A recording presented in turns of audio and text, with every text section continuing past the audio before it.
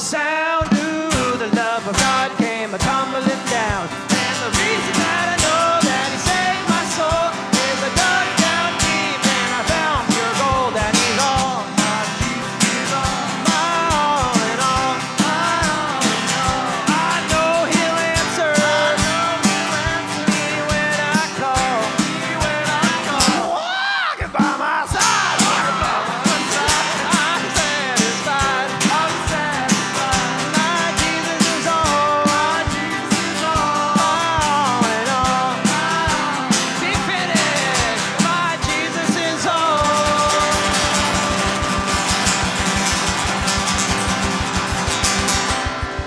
This is where you all riff down with us like a pop star. My own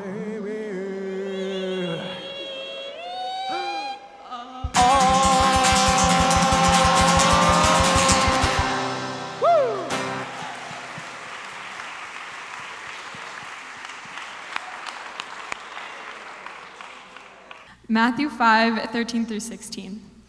Let me tell you why you are here. You're here to be the salt seasoning that brings out the God flavors of this earth.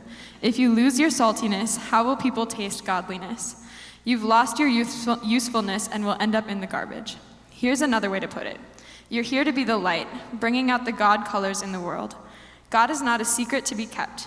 We're going public with this, as public as a city on a hill. If I make you light bearers, you don't think I'm going to hide you under a bucket, do you? I'm putting you on a light stand. Now that I've put you there on a hilltop, on a light stand, shine. Keep open house. Be generous with your lives. By opening up to others, you'll prompt people to open up with God, this generous Father in heaven. Hear what the Spirit is saying to the church. Good morning. My name is Cyrline Gesford, and I am a redeemed daughter of God whose life has been changed by Jesus Christ. I will be a sophomore at Bethel University, and this summer I had the blessing of being a counselor at WCC Summer Camp, a community that has had a special place in my heart since the first year of camp in 2011. Back in June, while anxiously packing for 2 months away from home, I wrote down a scripture on a yellow piece of paper and stuck it to the lid of one of my bins. It was Proverbs 3:5 through 6, which says, "Trust in the Lord with all your heart and lean not on your own understanding. In all your ways submit to him, and he will make your path straight." Before camp, I simply saw this verse as another reminder not to worry. But throughout this summer, God showed me again and again that this verse points to a way of living with your eyes fixed on Jesus. This verse also started appearing everywhere. My mom sent me a card with this verse written in it, and while drafting this message for today, this verse was printed on the page of my journal. First, this verse speaks about comfort zones, something we talk a lot about at camp. Growing up as a camper at WCC, I always admired my counselors for being unapologetically themselves. I saw the way they got up on stage for funny skits and shared devotions, and their willingness to jump right in and be themselves encouraged me to try new things as a camper. As a counselor, even the decision to spend 2 months away from home was a big step outside my comfort zone, and it was amazing to see the growth that came from daily decisions to try new things. Proverbs 3:5 through 6 also talks about not being fixed in our own way of thinking, but openly and freely giving every moment to God and trusting what he calls us to. Lean not on your own understanding. My own understanding told me that I might not be good enough to sing opera and wave a fly swatter during a skit, or do a belly flop in a tutu, or run out at the end of dinner in a corncob suit. But trusting in the Lord with all my heart meant believing that he was doing something good through all these things and jumping right in.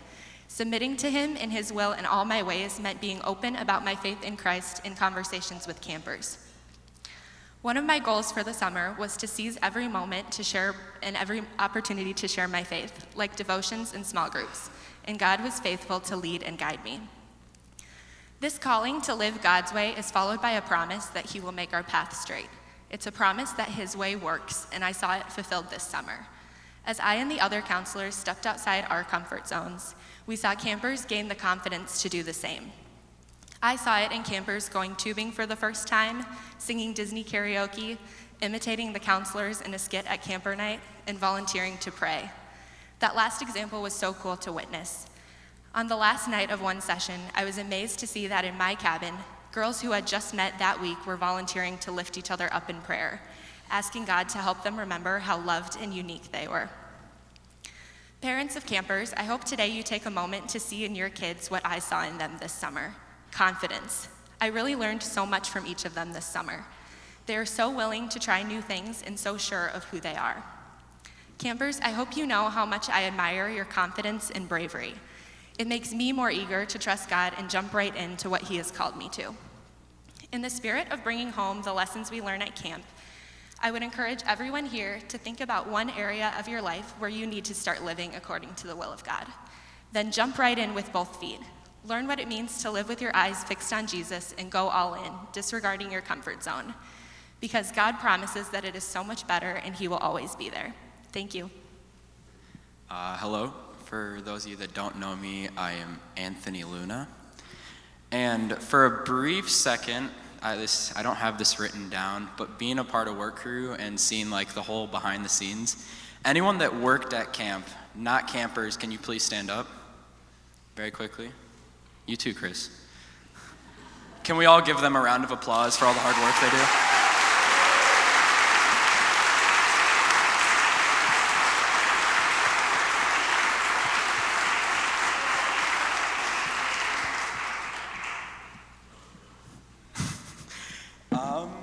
Okay, so I'm going to be a junior at Wayzata High School, and this was my first year of an experience at both camp and Work Crew, and I had a blast.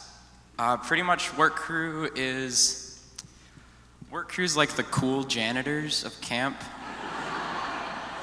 We serve you food and we clean your toilets, so that's pretty fun. It sounds sarcastic, but during these like cleaning your toilets and wiping down your sinks, you got to know your fellow Work Crew members during it, so it was a blast. My Work Crew cabin was, I think, a pretty big one in my opinion, and I had 4 amazing counselors who I look up to, and the leadership skills that they showed were amazing. During Work Crew, you tend to meet new people that you've never met if you don't know who you're going with, obviously. And doing this in Work Crew, going away from home with your phones and internet, you tend to become like your true self because there's no boundaries and no barriers that can hold you. And during this, I was able to see God in every single person's soul without having to think of maybe that's not who they really are, or maybe they're pretending to be someone else that they're not. Because during camp, you feel that if you feel that you're free enough at camp and it's a safe environment, you're able to be who you want to be. I'd say that if you haven't done Work Crew, you should definitely do it, because it is just an experience that you'll never forget. Waking up in the morning knowing that I have a purpose and that I'm going to help other people, whether it be someone my own age or someone younger. Sometimes we'd help the counselors as well. It was just knowing that you're needed and you have a purpose and you serve a purpose for God at this camp is probably one of the most heart-filling things in the world. Something I'd like to close with is that at camp and at Work Crew, I felt that I was at home as if it were a second home. And home isn't where you have your bed or AC or Wi-Fi. Home is where you feel loved and where other people love you and you love others. Home is at the heart, and my heart was filled at camp. So something that I will now end with is something that Rustin said, is you are God's child, deserving of love and respect, and God will use you to change the world. Thank you. Galatians 5:22 through 23. But what happens when we live God's way? He brings gifts into our lives, much the same way that fruit appears in an orchard. Things like affection for others, exuberance about life, serenity. We develop a willingness to stick with things, a sense of compassion in the heart, and a conviction that a basic holiness permeates things and people. We find ourselves involved in loyal commitments, not needing to force our way in life, able to marshal and direct our energies wisely. Hear what the Spirit is saying to the church. Good morning. My name is Lily O'Brien, and I'm going to be a senior at Orono High School. My first year at camp was not as blissful and exciting as others. I first went when I was going into 4th grade. I was so nervous to go, and I got really homesick when I was there. Despite all of the love and care offered by my counselors and Miss Jody, I was convinced I wouldn't go back again. My older sister, on the other hand, went every year. And on Camp Sunday, when they played the camp video, I thought maybe I could try again after seeing how much fun the kids seemed to have. And then a couple of years later, when my sister became a counselor, she started pushing me to go, constantly telling me I would love it. I hate to say it, but she was right. 3 years ago, I went and tried camp again. I loved it and didn't even want to come home, and that is saying something for a homebody like myself. Ever since that first week at a high school camp, it has been a highlight of my summer. Each year I've come home with new friends, more friendship bracelets, and a better understanding of who I am. There are so many things I love about camp. I love that camp is a safe place to be silly, make jokes, and laugh, but also a safe place to be vulnerable with others. I love that it is the place where I can just sit in the craft cabin for 4 hours, talk with people around me, and make friendship bracelets. I love that camp is the place I can play volleyball, miss a shot completely, yet my team and opponents cheer like I have scored the winning point. I love that at camp I get to eat a Hershey bar every day without parents to say no. I love that camp is the place where I get to be with my sister Ellie and see her shine as a leader there. And what I love most is the inclusivity of camp. Everyone is welcome, loved, and built up for exactly who they are. There is always room for everyone at camp. Whether you have been to camp 8 times, 3 times, or it was just your first time, you are still loved, accepted, and welcomed the same way. Whether you're an introvert or an extrovert, the staff meets each camper at where they are and comes to their level. I am amazed by the love the staff gives and grateful that they look out for everyone. Something that stuck with me this summer was what Kai said to us during our last night. He told us to take this camp feeling we have all experienced and to just run with it. For example, one thing I try to do to live out camp is practicing being present off my phone and building up other people. So let's take what we have learned and felt in 1 week and bring it back into our everyday lives so we can continue to be ourselves and share the camp magic with the people around us. Thank you.